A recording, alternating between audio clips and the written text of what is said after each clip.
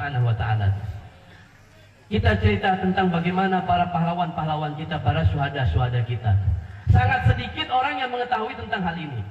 Saya kasih contoh, misalkan tentang Habib Hashim bin Musyayyih bin Yahya Janggut Merah. Habib Hashim bin Musyayyih bin Yahya Janggut Merah itu adalah beliau adalah penyebar agama Islam paling tua di bumi Kalimantan Barat ini. Di Kalimantan Barat loh, paling tua. Beliau adalah seorang wali Allah. Beliau itu orangnya satu, tapi makamnya ada 3. Kuburannya pada telok, Bu, coba. Ada 3 makamnya. Makamnya ada 3. Ini orang luar biasa berarti. Nah, Habib Husain Al-Gadri itu beliau datang ke Pontianak, pertama kali ke Kalimantan Barat. Sebelumnya beliau masih di Aceh. Pertama masih di India.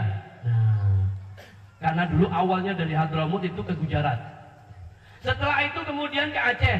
Di sana ada namanya kerajaan Islam. Setelah itu kemudian masuk lagi ke Palembang. Setelah itu beliau kemudian masuk ke Batavia. Masuk kemudian sampai ke Semarang. Habib Husain Al-Gadri, Husain bin Ahmad Al-Gadri. Setelah itu kemudian beliau dari Semarang beliau tetap di situ Semarang kurang lebih sekitar 1 tahun. Ini Habib Hashim bin Musyayyih bin Yahya, atau biasa disebut Habib Janggut Merah. Janggutnya ini kan merah janggutnya. Nah, kemudian beliau menulis di kertas. Kemudian isinya kurang lebih bahwa ingin supaya Habib Husain supaya bisa datang ke tempat beliau, yaitu di Matan. Habib Hashim bin Musyayyih bin Yahya ini di Matan. Makamnya ada 3, 1 di Matan, kita sudah sampai di sana, di Matan Hulu, kemudian di Ketapang, setelah itu juga di Tenggarong. Tenggarong di sana juga nanti kita akan ceritakan bagaimana beliau mengislamkan seorang raja yang beragama Hindu tadi tersebut.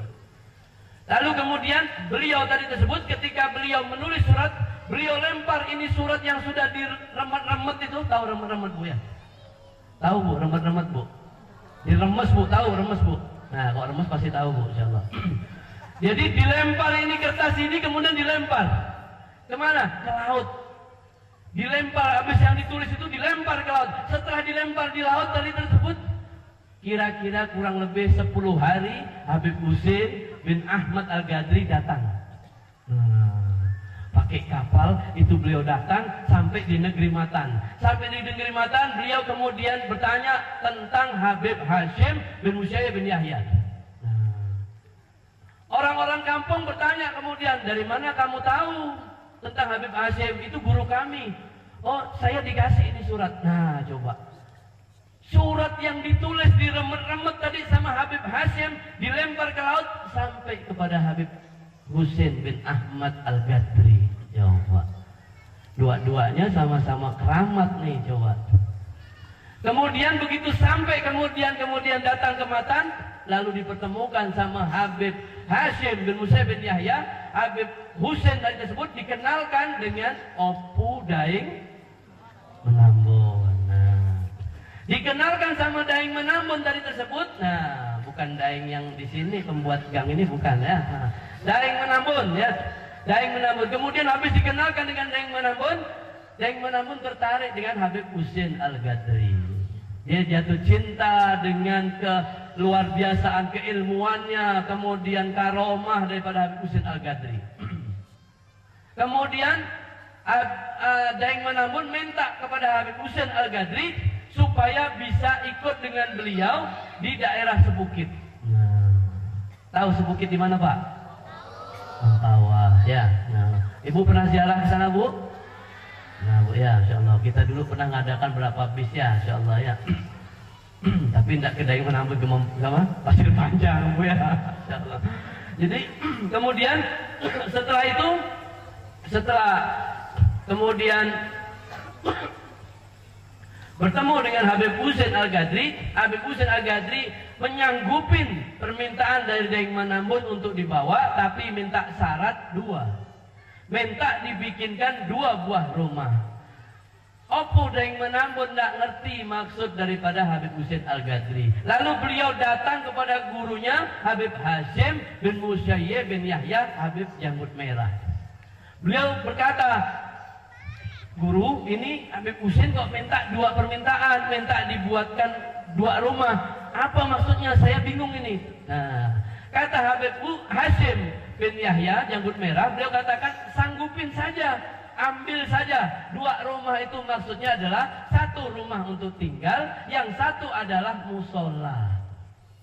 Kemudian diambil tadi tersebut, beliau sanggupin. Daeng Menambun menyanggupin permintaan dari Habib Husain tersebut, disanggupin. Begitu disanggupin, kemudian dibawalah Habib Husain Al-Ghazali kemudian ke sana. Ketika dibawa ke sana, beliau ngajar. Di pinggir rumah beliau itu sungai. Lalu lintas dulu pakainya sungai. Pakainya sampan. Betul enggak? Lalu kemudian setelah beliau kemudian ngajar tadi tersebut, banyak parkir di situ. Orang Palembang dengar kalau Habib Husain Al-Ghazali bin Ahmad Al-Ghazali ada di daerah tadi tersebut. Orang Palembang datang untuk membujuk Habib Husain supaya ikut lagi ke Palembang, karena orang Palembang sangat senang dengan Habib Husain.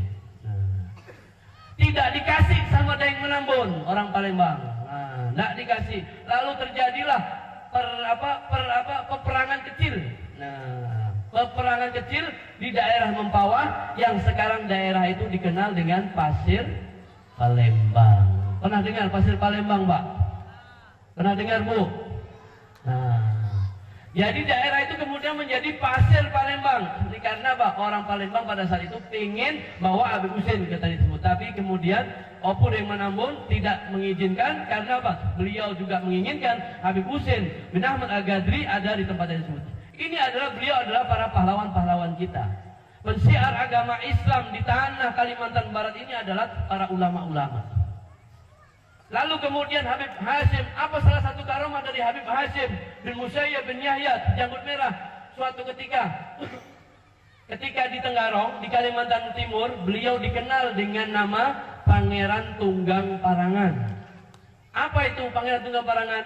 Parangan itu adalah ikan hiu. Istri pakai tepuk tangan gini, kata istri, ngapa kau di Pak? Udah bosan ngapa sama aku? Udah mau manggil sayang-sayang, coba. Maka seorang ulama, beliau mempunyai keluar biasaan.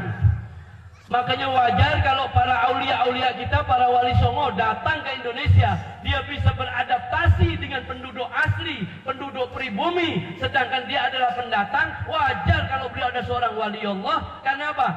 Beliau bisa mengerti bahasa atas izin Allah, bahasa dari masyarakat setempat. Coba, luar biasa.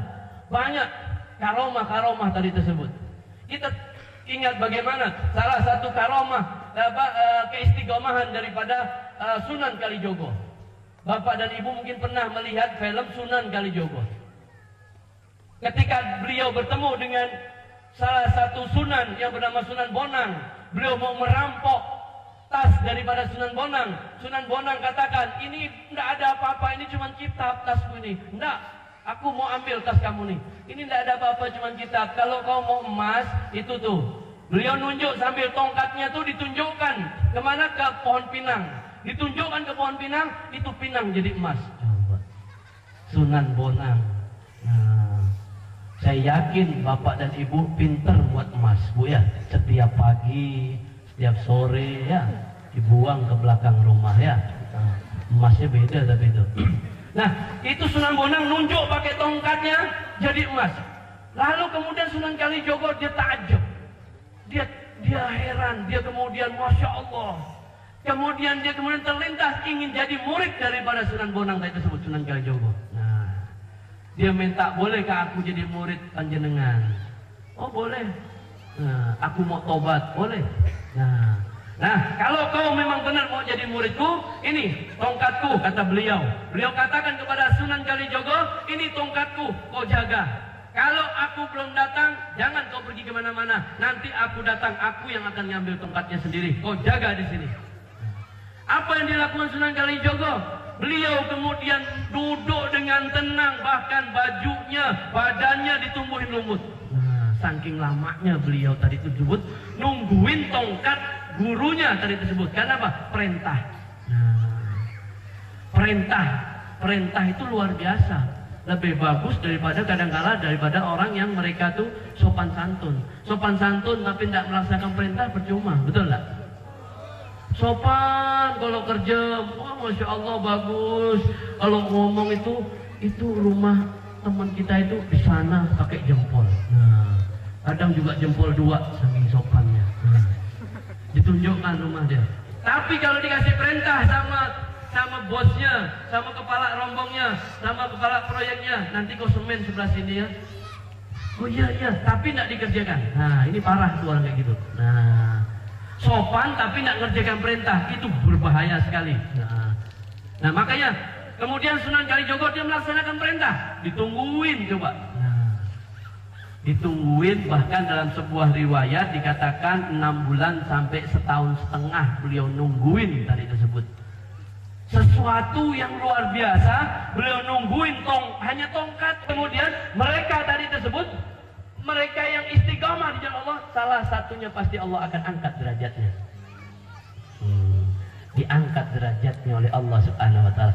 Istiqamah dalam apa? Apa saja bapak dan ibu kalau benar-benar istiqamah, yang yakin istiqamah. Jangan setengah-setengah. Kalau mau istiqomah terus. Nah, makanya Imam Ghazali pernah menyampaikan begini. La khaira fi khairin la yadum bal syarrun la yadum khairon min khairin la yadum. La khairun, tidak ada la khaira fi khairin la yadum, tidak ada ustadz yang tidak ada baiknya ustadz yang tidak terus. Nah, tidak ada baiknya ustadz yang tidak terus. Maksudnya apa? Ustadznya istirahat. Istirahat. Jadi apa? Tidak tahu, sudah jadi pelukar ke, mau jadi apa terserah lah ya. Mau kolok-kolok ke apa terserah sudah pokoknya ya. Nah, ustadznya itu dia ini pensiun dini. Nah ya, pensiun dini. Balsarun khairun min khairin la yadum. Nah, justru bajingan yang dia tidak terus, maksudnya insaf, tobat, lebih baik daripada ustadz yang tidak terus. Nah, paham sekarang? Nah, iya.